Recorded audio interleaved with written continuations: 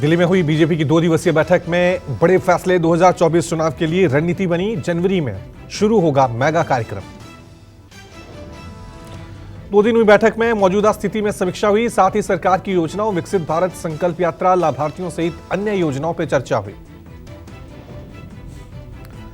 सूत्रों की माने तो बैठक में अमित शाह ने लोकसभा चुनाव के लिए कमर कसने का निर्देश देते हुए कहा कि आगामी लोकसभा चुनाव में परिश्रम की प्रकाष्ठा करनी है।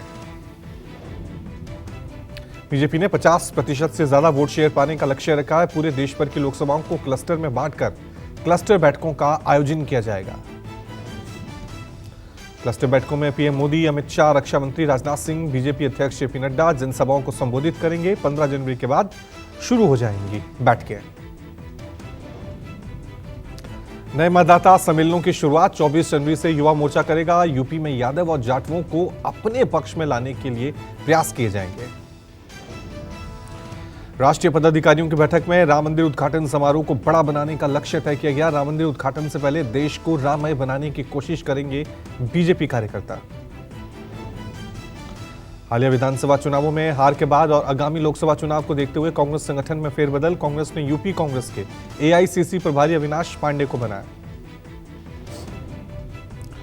यूपी कांग्रेस के एआईसीसी प्रभारी की जिम्मेदारी प्रियंका गांधी संभाल रही हैं। अब प्रियंका गांधी बिना किसी पोर्टफोलियो के संगठन के काम को संभालेंगे। सचिन पायलट को प्रभारी महासचिव बनाया गया है। उन्हें छत्तीसगढ़ की जिम्मेदारी दी गई है। राजीव शुक्ला को हिमाचल और चंडीगढ़ की जिम्मेदारी। केसी वेणुगोपाल संगठन के महासचिव बने। वहीं अजय माकन को कोषाध्यक्ष, रणदीप सुरजेवाला को कर्नाटक, जयराम रमेश प्रवक्ता बनाए गए। मुकुल वासनिक को गुजरात और जितेंद्र सिंह को असम के साथ ही मध्य प्रदेश का अतिरिक्त प्रभार, दीपक बावरिया को दिल्ली के साथ हरियाणा का प्रभार सौंपा गया है। पीढ़ी के बाद अब ब्राह्मणों को साधने में जुटी सपा। पार्टी कार्यालय में ब्राह्मण महापंचायत का आयोजन होगा। पार्टी के राष्ट्रीय अध्यक्ष अखिलेश यादव ब्राह्मण महापंचायत में शिरकत करेंगे। बताया जा रहा है कि समाजवादी पार्टी के दफ्तर से ब्राह्मण महापंचायत के बाद प्रदेश भर में जिला स्तर पर ब्राह्मण महापंचायत आयोजित की जाएगी। आज हरियाणा के सिरसा में कांग्रेस की किसान मजदूर जन आक्रोश रैली। फसलों के एमएसपी निर्धारण और आंदोलन के दौरान अकाल मृत्यु का शिकार 750 के किसानों की स्मृति में आयोजन।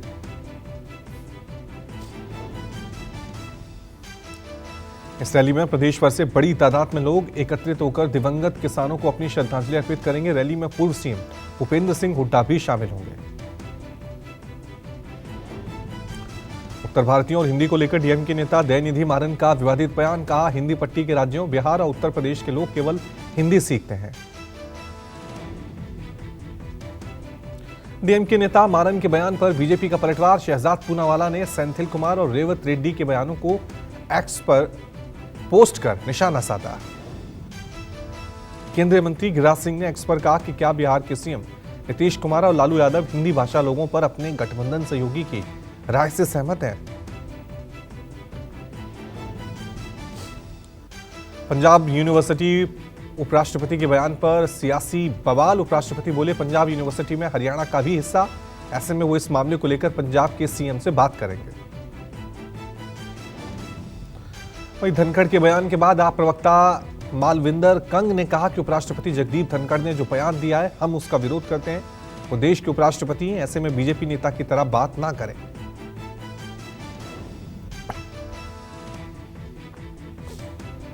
मराठा आरक्षण को लेकर आंदोलनकारी मनोज जरांगे ने एक बार फिर मोर्चा खोला। मुंबई चलो का दिया नारा। 20 जनवरी को मुंबई में जमावड़ा होगा।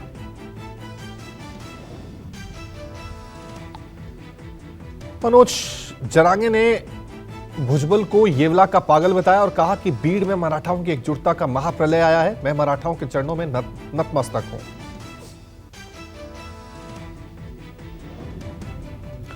हरियाणा पहुंचे आरएसएस चीफ मोहन भागवत आज कई कार्यक्रम में लेंगे हिस्सा। इससे पहले उन्होंने श्री पंच दशनाम जूना अखाड़े के आचार्य पीठ हरिहर आश्रम संत समाज से मुलाकात की। कोलकाता में 50,000 शंख ध्वनि संग 1 लाख लोग करेंगे गीता पाठ। गीता जयंती के उपलक्ष्य में आज ब्रिगेड परेड ग्राउंड में कार्यक्रम का आयोजन। मराठा आरक्षण को लेकर सुप्रीम कोर्ट ने महाराष्ट्र सरकार की क्यूरेटिव पिटीशन को स्वीकार किया। 24 जनवरी को होगी सुनवाई। सीएम शिंदे बोले, सर्वोच्च न्यायालय को धन्यवाद, उन्होंने महाराष्ट्र की जनता की भावना को ध्यान में रखा। आज यूपी के नोएडा दौरे पर उपराष्ट्रपति जगदीप धनखड़ और सीएम योगी आदित्यनाथ ग्रेटर नोएडा में गौतम बुद्ध विश्वविद्यालय के दीक्षांत समारोह में शामिल होंगे। देहरादून में मूल निवास और भू कानून की मांग को लेकर बड़ा आंदोलन, पहाड़ से जुड़े महत्वपूर्ण मुद्दों को लेकर स्वाभिमान रैली आयोजित की जा रही है। जम्मू कश्मीर में अंतर्राष्ट्रीय सीमा और नियंत्रण रेखा पर हाई अलर्ट जारी, हर तरह की घुसपैठ कोशिश को नाकाम करने को तैयार भारतीय सेना के जवान। यूट्यूबर मनीष कश्यप जेल से रिहा, करीब 9 महीने बाद हुई रिहाई। मनीष कश्यप को पटना हाईकोर्ट से जमानत मिली। बेउर जेल के बाहर दिखी समर्थकों की भारी भीड़। आपको बता दें कि मनीष कश्यप की रिहाई शुक्रवार की देर शाम को होनी थी, लेकिन रिहाई के कागजातों में कमी होने के कारण जेल से रिहाई नहीं हो पाई। सीएम नीतीश कुमार के गृह जिला नालंदा में खूब गरजे चिराग पासवान, भीड़ देख उत्साह से गाड़ी की छत पर चढ़े। सरदार पटेल स्टेडियम में जनसंवाद कार्यक्रम में जनसभा को संबोधित किया।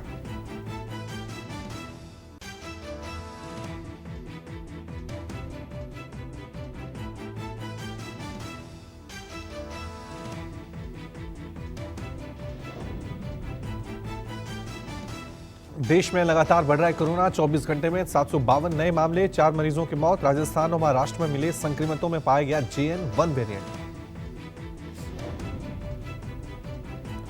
राजस्थान में कोरोना का बड़ा आंकड़ा, पिछले 24 घंटे में जयपुर में एक नया मरीज सामने आया। प्रदेश में कोरोना पॉजिटिव मरीजों की संख्या 11 हुई।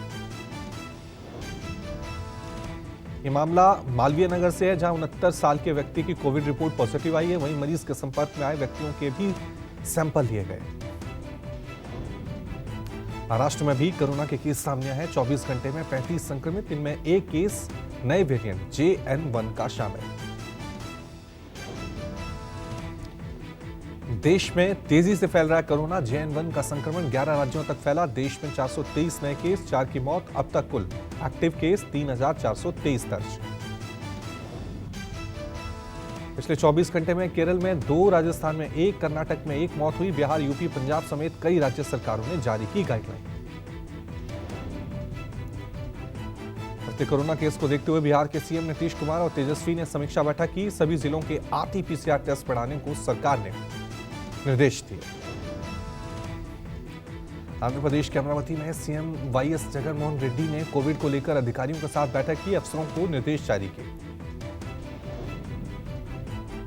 स्वास्थ्य विभाग और WHO ने जारी की चेतावनी, कहा पैनिक होने की जरूरत नहीं, भीड़ में मास्क लगाएं और सावधानी बरतें। गुजरात के बांसवाड़ा मंदिर के पुजारी की गोली मारकर हत्या, बाइक सवार अज्ञात बदमाशों ने वारदात को अंजाम दिया। मृतक के परिजनों ने हत्या का मामला दर्ज कराया।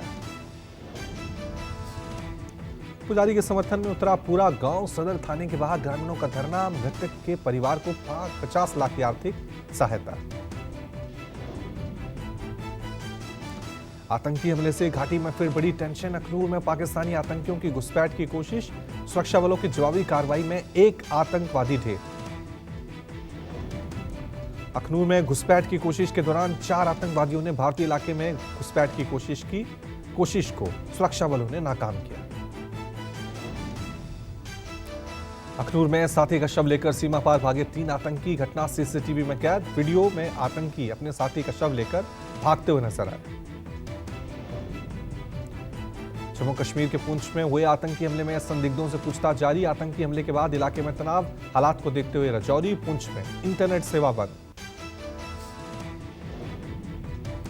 पुंछ के धतियारा मोड़ पे गुरुवार को हुए हमले के बाद सेना का सर्च ऑपरेशन जारी। आसपास के जंगलों में सेना के जवान चला रहे तलाशी अभियान।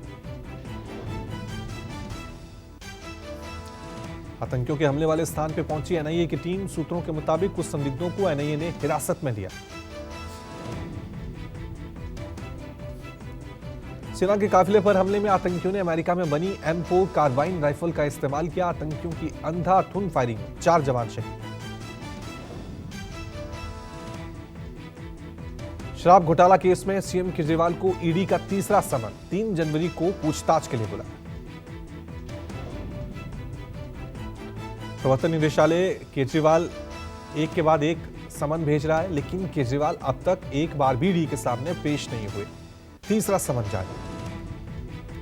ईडी ने केजरीवाल को 21 दिसंबर को पेश होने के लिए समन किया था, लेकिन विपश्यना साधना को लेकर ईडी के सामने नहीं पेश हुए केजरीवाल। केजरीवाल को ईडी के समन को लेकर बीजेपी नेता शहजाद पूनावाला का बयान। कहा, केजरीवाल जांच के लिए तैयार नहीं, वो जानते हैं दिल्ली में शराब घोटाला हुआ। के समय सेट करते थे दूसरों के लिए कि पहले इस्तीफा होगा फिर जांच होगी। आज तो जांच में शामिल होने के लिए तैयार नहीं। क्या इसके पीछे कारण ये है कि वो भी जानते हैं कि शराब घोटाला हुआ है? आंदोलन। शहजाद पूनावाला ने कहा कि पहले समन में स्टार प्रचारक का बहाना बनाया, दूसरी बार विपश्यना के लिए चले गए, लेकिन इस बार कौन सा बहाना बनाते हैं? मध्य प्रदेश में मंत्रिमंडल गठन को लेकर दिल्ली में डटे रहे सीएम मोहन यादव। मंत्रिमंडल गठन को लेकर आज हो सकता है फैसला। मंत्रिमंडल में पुराने चेहरों के बजाय नए चेहरों को तवज्जो। मुख्यमंत्री मोहन यादव ने आला कमान से मंत्रणा की। तेजस्वी यादव ने इंडिया गठबंधन की बैठक खड़गे का नाम पीएम उम्मीदवार के रूप में प्रस्तावित करने को लेकर कहा, कहीं किसी की कोई नाराजगी नहीं है, जल्द से जल्द सीट शेयरिंग कर लेनी चाहिए। पश्चिम बंगाल से भाजपा विधायक अग्निमित्रा पॉल ने ममता बनर्जी को चुनौती दी। कहा, सीट शेयरिंग से पहले ममता बनर्जी ने अगर हिम्मत हो तो वाराणसी से प्रधानमंत्री मोदी के खिलाफ वो चुनावी मैदान में उतरे।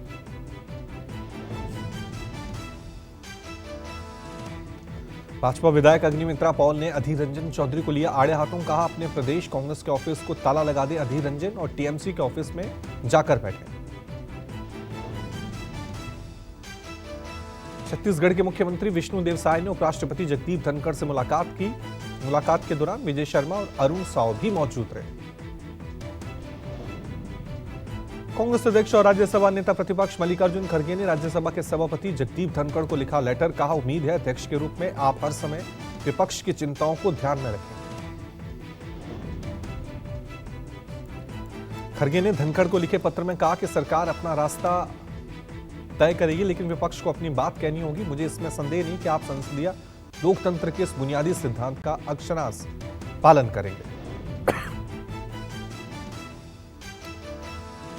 चेन्नई में खेलो इंडिया यूथ गेम शुरू। केंद्रीय खेल मंत्री अनुराग ठाकुर ने तमिलनाडु के खेल मंत्री उदयनिधि स्टालिन चेन्नई में खेलो इंडिया यूथ गेम्स में वो शामिल हुए।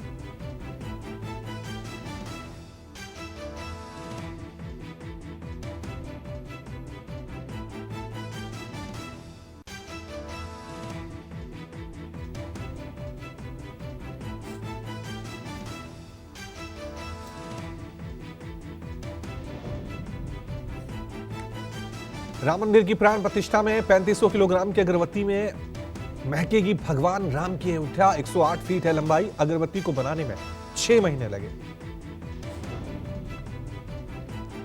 अगरबत्ती गुजरात से 108 फीट लंबे रथ से अयोध्या भेजी जाएगी। प्राण प्रतिष्ठा कार्यक्रम के दौरान यह अगरबत्ती पूरे अयोध्या को महकाएगी। पंचगव्य और हवन सामग्री और गाय के गोबर से बनाई गई है। यह अगरबत्ती बताया जा रहा है कि जलाने के बाद 1.5 महीने तक लगातार जलती रहेगी।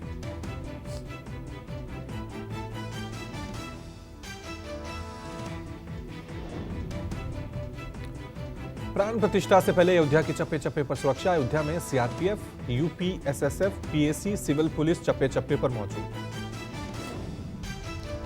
अयोध्या में चप्पे चप्पे पर रहेगी सुरक्षा कर्मियों की नजर। एआई बेस्ड सीसीटीवी कैमरों से निगरानी।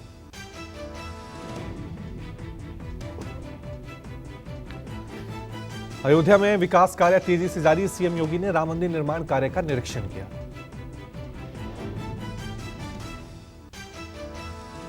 यूपी के अयोध्या में लोगों के आकर्षण का केंद्र बना श्री राम और श्री राम मंदिर का मॉडल। पर्यटक राम मंदिर के मॉडल पर बनी चाबी और अंगूठी खरीद रहे हैं।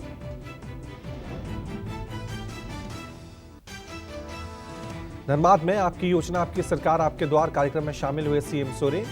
मौके पर मुख्यमंत्री हेमंत सोरेन ने ढोल भी बजाया। वडोदरा में रेवा ब्रांड का लोगो लॉन्च। गुजरात के मुख्यमंत्री भूपेंद्र पटेल ने रेवा का लोगो लॉन्च कर ब्रांड की तारीफ की। मुंबई में क्रिसमस और नए साल की तैयारियां तेज, रंग बिरंगी लाइट से जगमगाया बांद्रा का इलाका। बड़ी संख्या में क्रिसमस और नए साल पर बांद्रा में जुटते हैं लोग। पहाड़ों में बर्फबारी से मैदानी इलाकों में ठंड का प्रकोप बढ़ा। राष्ट्रीय राजधानी दिल्ली में शीतलहर और कोहरा छाया। दिल्ली में कड़ाके की ठंड, तापमान का स्तर गिरने से सर्दी में इजाफा। ठंड से बचाव के लिए अलाव का सहारा।